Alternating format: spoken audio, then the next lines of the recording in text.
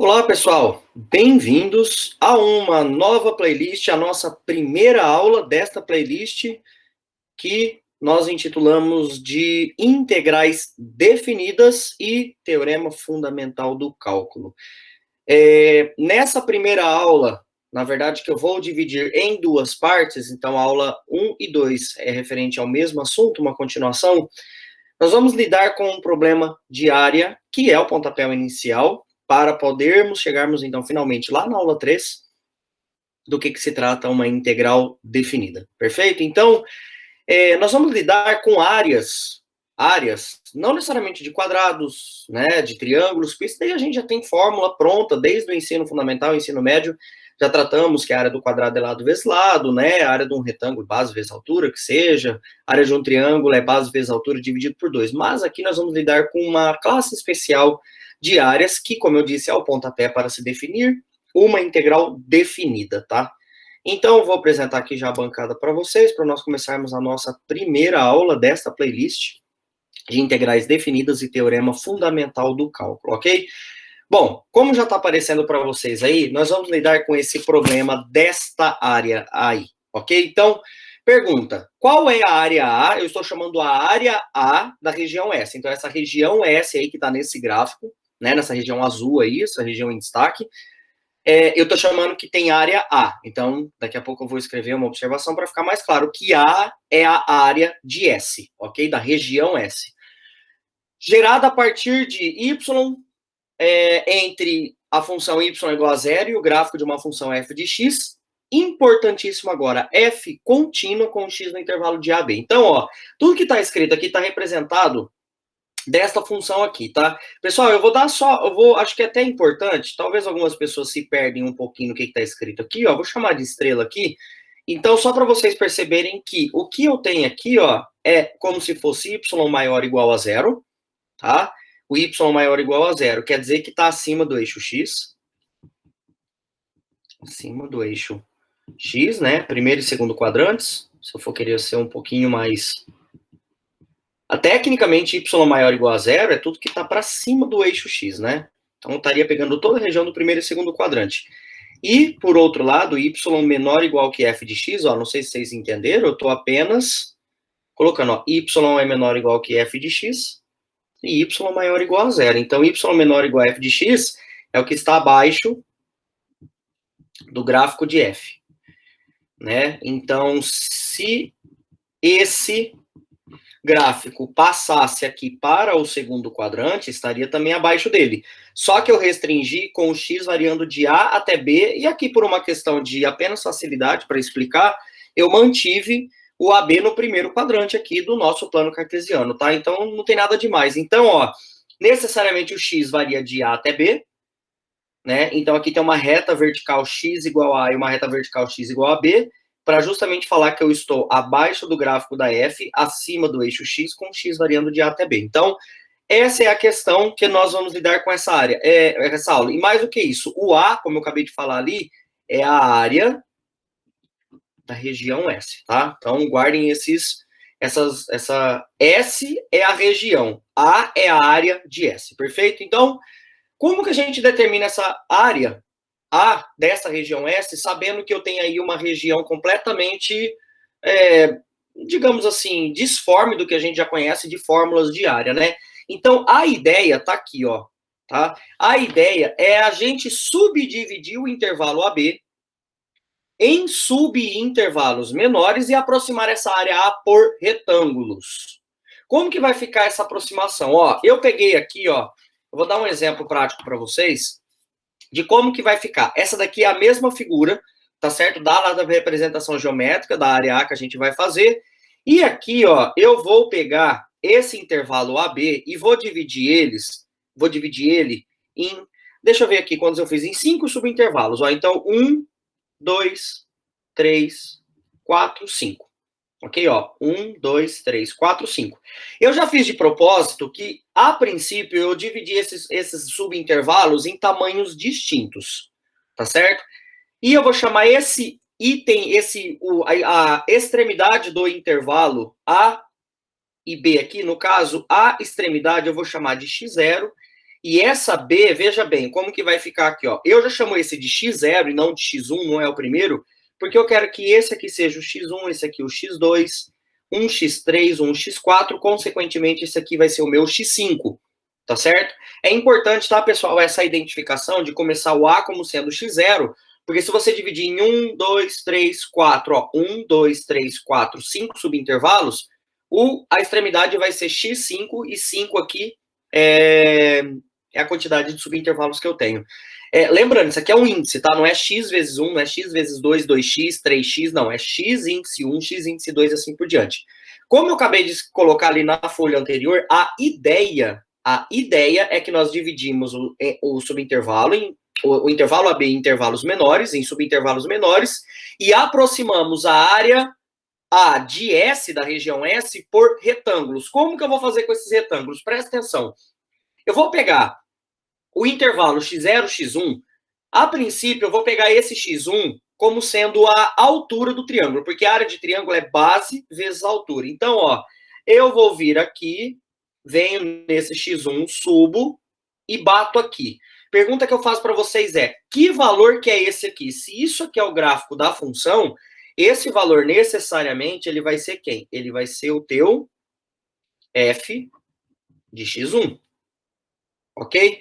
E o que eu vou fazer, ó, vai ser pegar esse retângulo aqui. É óbvio que a área não vai dar exata, porque eu estou pegando exatamente, eu vou chamar esse retângulo aqui, ó, eu posso chamar ele de área 1, vai, eu vou pegar um retângulo que eu já vou chamar de A1, ok? A mesma coisa eu vou fazer com o x2, só que, ó, aqui também, tá, ó, já vou fazer desse jeito aqui assim, ó. Pessoal, esse aqui é f de x2 a altura, mas eu não vou marcar para não ficar poluído, porque vocês já entenderam a ideia. Então, eu tenho esse retângulo aqui, ó, esse retângulo.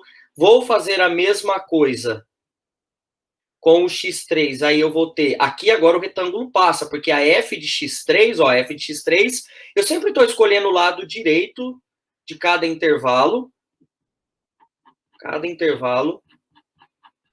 Então, eu estou pegando aqui, fazendo um por um, tá? Daqui a pouco eu coloco todo mundo, ó. Esse aqui vai ser o meu x4 e, consequentemente, esse é o meu x5.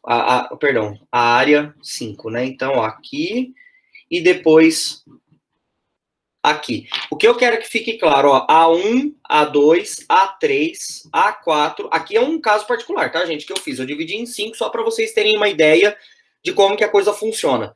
Então, ó, presta atenção, eu estou usando a ideia do que está escrito na folha anterior, subdividir o intervalo AB em intervalos, em subintervalos menores e aproximar a área A por retângulos. Então, eu peguei e criei aqui, ó, qual que é a base desse retângulo de área A1? A área A1 é a área, tá, gente?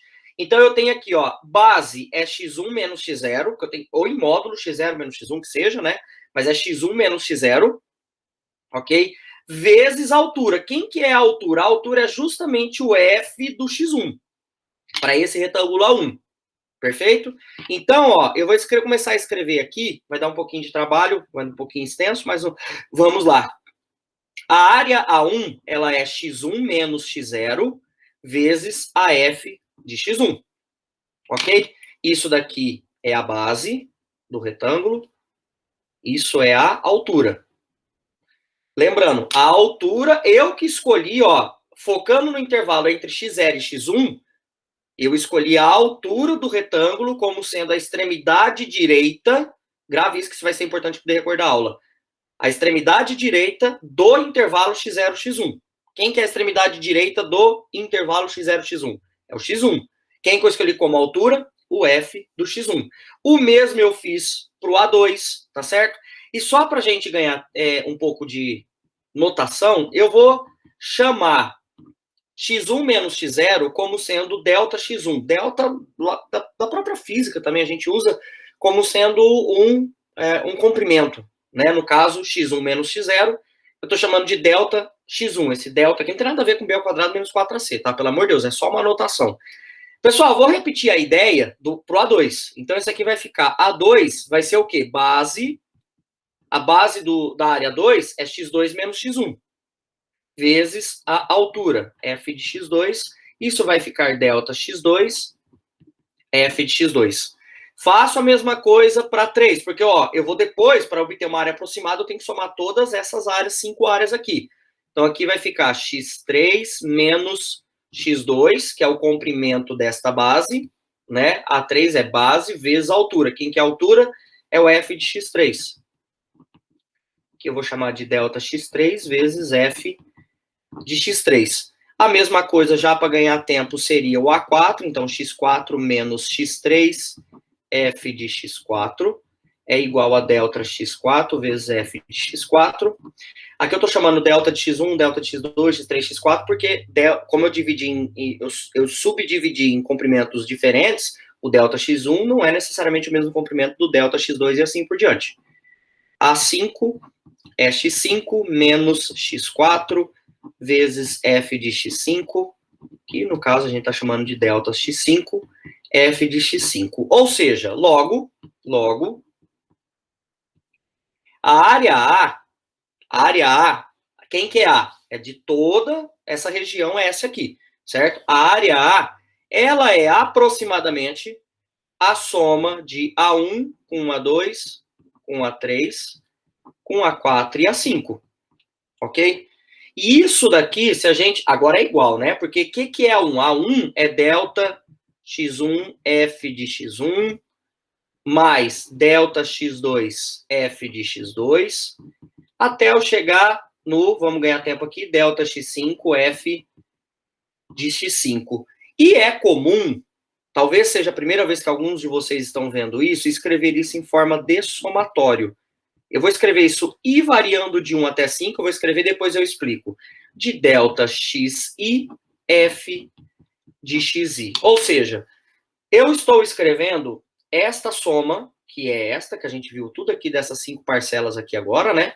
Como sendo uma fórmula de somatório. Esse símbolo aqui é o símbolo, na verdade, a letra sigma maiúscula, né, do alfabeto grego, e ele é usado para indicar soma.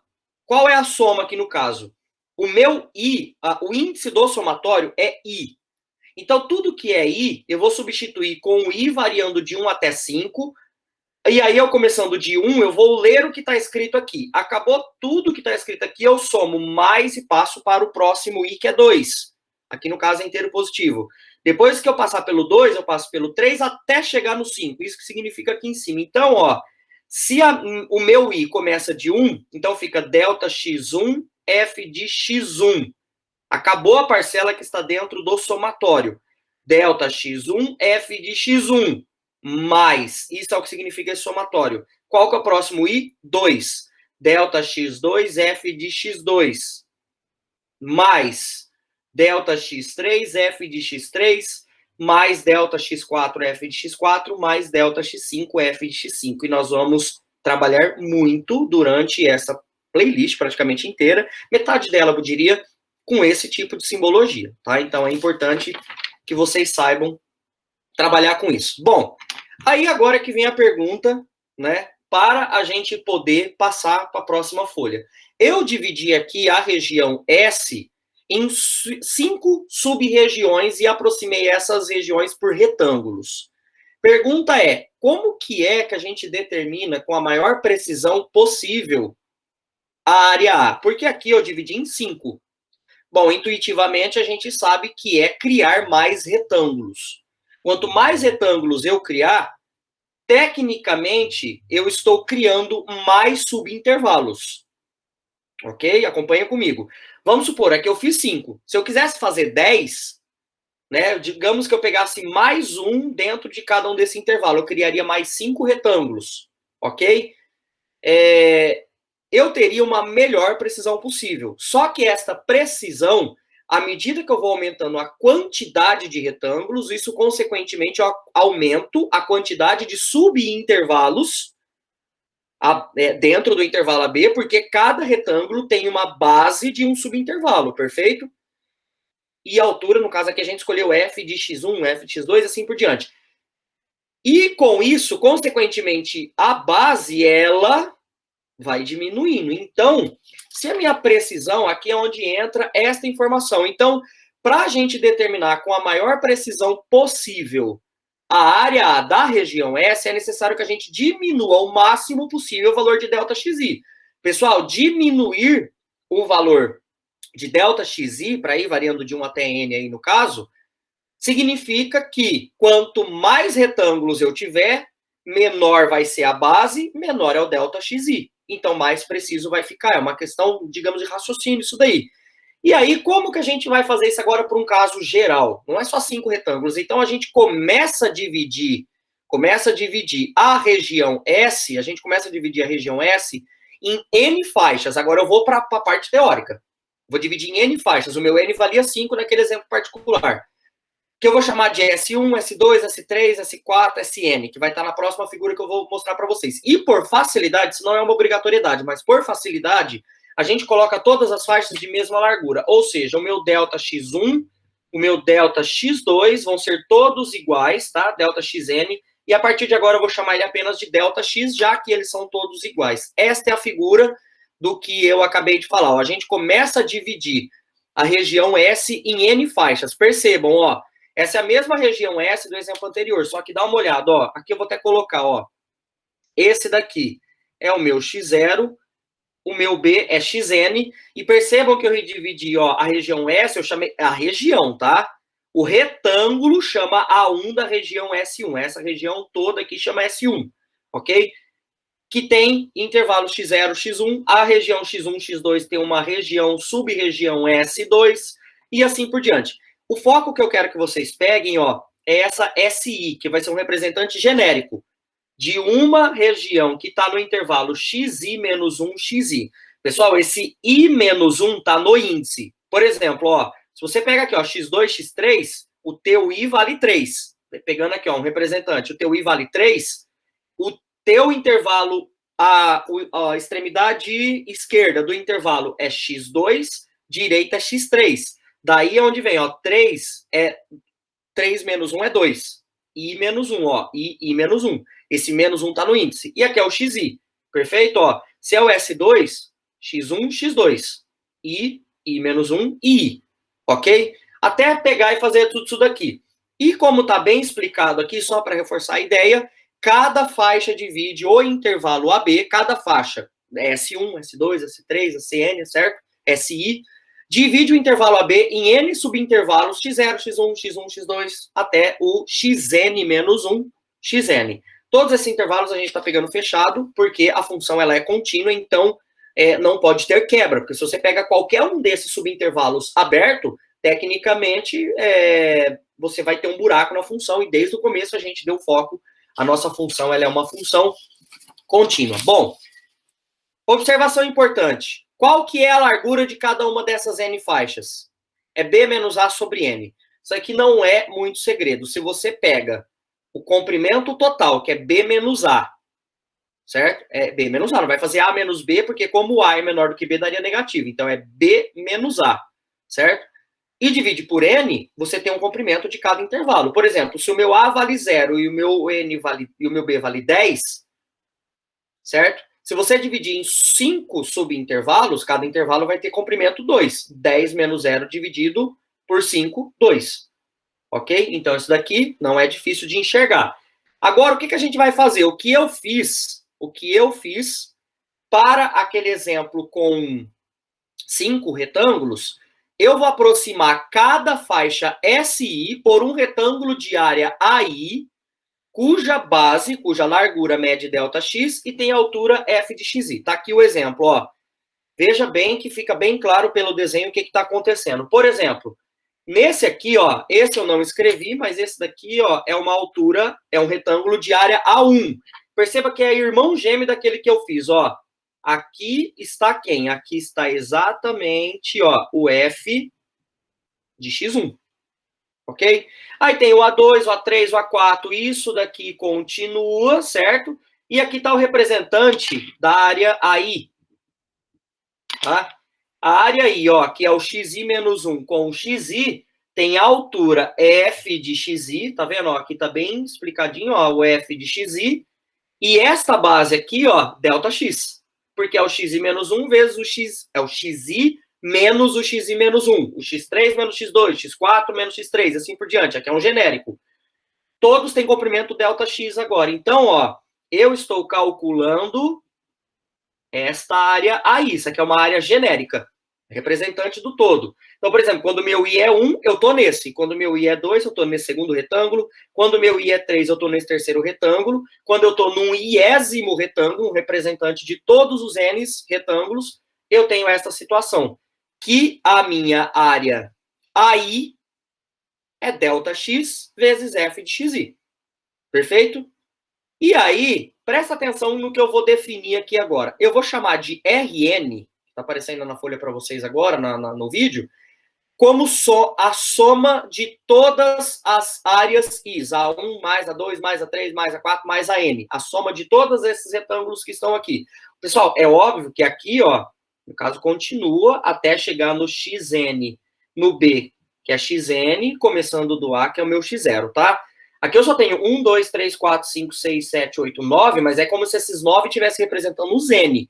Tá? Ó, eu coloquei uns 3 pontinhos aqui para vocês entenderem que é uma representação geométrica, não dá para a gente fazer N infinitos, né? Então a ideia é, eu fiz aqui A1 mais A2 mais A3 mais a N. Eu chamei de Rn apenas por uma questão, esse R tem a ver com o right do inglês direito, lado direito. Já vou adiantando, porque isso aqui vai ajudar a gente a entender já a próxima folha que eu vou colocar aqui para vocês. É porque eu escolhi a altura de cada retângulo como sendo a extremidade direita de cada subintervalo. Por exemplo, ó, no intervalo x0, x1, nesse ΔX, no intervalo x0, x1, eu escolhi como altura o f de x1, ou seja, o x1 é a extremidade direita. No intervalo x1, x2, ó, é a extremidade direita, é a altura, o f da extremidade direita. E assim por diante, ó, tá? Então, eu chamei apenas de Rn, quando for para a esquerda, left, vai ser Ln, apenas uma notação que eu sigo o padrão do livro, texto que geralmente eu gravo essas aulas, tá certo? E aí agora, isso daqui, se eu for colocar igual eu fiz no exemplo anterior, eu tenho necessariamente, ó, f de x1 ΔX. Pessoal, é que eu só troquei a ordem, tá? Ó, ao invés de escrever base vezes altura, né? Base vezes altura, eu escrevi altura vezes base, tá? Ó, altura vezes base, não tem nada demais aqui. Só troquei a ordem desses dois aqui e coloquei, ó, 1 ΔX, f de x2 ΔX, até chegar no f de xn ΔX, que em termos de somatório vai ser o quê? A somatória de I variando de 1 até n de f de xi vezes o ΔX. Aí agora vem a pergunta que eu quero fazer para vocês, que está na próxima folha. Isso daí eu tenho uma área aproximada de N retângulos, mas ainda é aproximada. Como a gente acabou de falar, a ideia é que eu faça esse ΔX ir para zero, certo? Mas, ou seja, ΔX ir para zero significa que eu estou diminuindo cada vez mais o meu intervalo. Aí que vem a pergunta.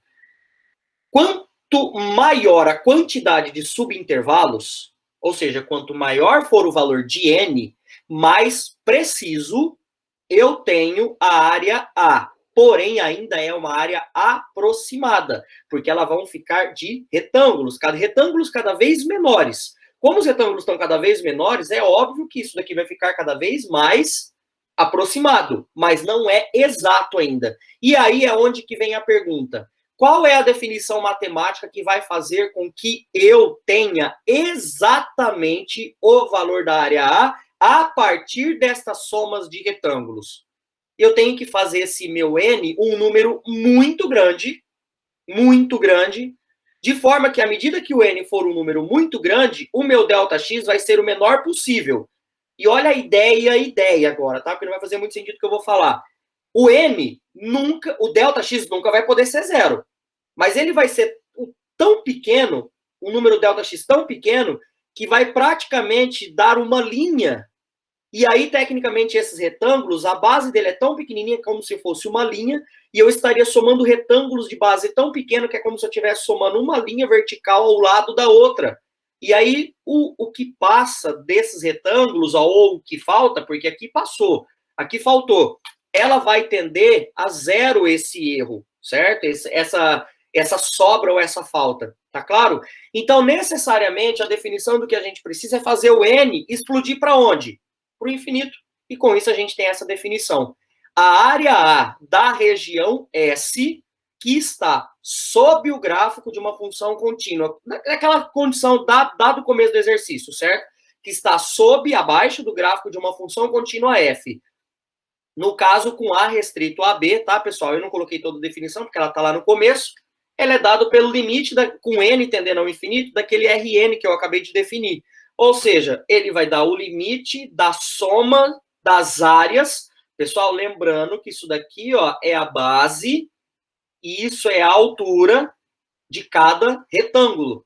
Perfeito? Mas eu vou enxergar daqui a pouco cada uma dessas entidades separadamente, para poder calcular essa área, ok? Então, eu tenho, o limite da soma dos f's de xi vezes ΔX. Se eu aplicar o n tendendo ao infinito, do ponto de vista teórico-matemático, eu tenho igual, não é aproximado. O A é aproximadamente Rn, ó. A área A é aproximadamente o meu Rn, porque o Rn ele é a soma das N áreas, mas é aproximadamente. Porém, quando eu aplico o limite, é igual. O limite de n tendendo ao infinito, aqui eu só, se vocês não entenderam, ó, não precisaria disso, mas eu vou colocar esse parênteses aqui. Não precisa desse parênteses, é só para reforçar. O Rn eu só substituí aqui, ok? E aqui é o que eu acabei de falar para vocês. Observe que na construção anterior, tudo que a gente fez, eu usei como altura de cada retângulo o valor da extremidade direita de cada intervalo. Ou seja, aqui eu utilizei o f de xi. F de x1, f de x2. No intervalo x0, x1, eu usei o f de x1. No intervalo x1, x2, eu utilizei o f de x2, certo? Por isso que aqui está o valor da f da extremidade direita, tá? Então, foi os f's de xi que eu usei como extremidade do cada intervalo. Porém, a gente pode utilizar como extremidade esquerda para fazer cada intervalo. Então, aqui nesse caso, seria o f de xi menos 1, que é a extremidade esquerda de cada intervalo. Porém, se a gente for chegar na definição mais formal possível para a gente finalizar a aula, numa situação mais geral, a gente pode escolher a altura, ao invés de usar a extremidade direita ou a extremidade esquerda, a gente pode tomar no iésimo retângulo, que está no intervalo xi menos 1. Xi, qualquer valor, que eu vou chamar de xi estrela, qualquer número xi estrela, para ser o valor de f da altura do retângulo. Aqui no exemplo, ó, tá claro o que eu estou querendo dizer. Por exemplo, tá vendo aqui agora, ó, que no intervalo x0, x1, eu não escolhi a altura. Olha quem é a altura do meu retângulo. Quem é a altura do meu retângulo? Esse aqui, ó, é o f de x1 estrela. Vou colocar aqui para vocês enxergarem, ó. Olha aqui o x1 estrela, onde que ele tá, ó. Aqui tá meu x1 estrela. Ele tá aqui, ó, entre x0 e x1, ó. x1 estrela tá entre x0 e x1, ok? Ele que ficou como sendo a altura. Não peguei o lado direito, que se fosse o lado direito, a altura estaria aqui, ó, do retângulo. Eu peguei qualquer cara aqui. No x1, x2, eu peguei aqui um x2 estrela, praticamente como se fosse o ponto médio do intervalo, né? x1, x2, eu peguei um cara que tá aqui no meio. Não é necessariamente ponto médio, eu peguei um cara no meio ali, talvez seja, né, sei lá, o ponto médio, e eu peguei ele como altura. Esse x3 estrela, onde que ele tá? Tá claro isso? Então, para um caso genérico qualquer, eu vou dar destaque aqui, ó, para o que é o representante do todo, que é esse daqui, ó. Para esse retângulo aqui que tem base xi menos 1, xi, ó, a altura dele tá aqui, ó. Esse cara é o f de xi estrela. Então, de um modo geral, quem pode ser a altura? É o f de qualquer cara que está dentro daquele intervalo, daquele retângulo, iésimo retângulo que você está lidando, tá certo? Eu comecei a aula falando da extremidade direita, acabei de falar que poderia ser a extremidade esquerda, mas agora eu estou generalizando que o xi, que eu estou chamando de xi estrela, ele pode ser ou o lado direito, ou o lado esquerdo, ou qualquer cara dentro do intervalo xi menos 1 e xi. E este xi estrela, x1, x2, x3, xn, são chamados de pontos amostrais. Pessoal, gravem bastante esse nome. Quem que é um ponto amostral do meu intervalo? É qualquer cara dentro do meu intervalo. Eu vou utilizar isso muito nas próximas aulas.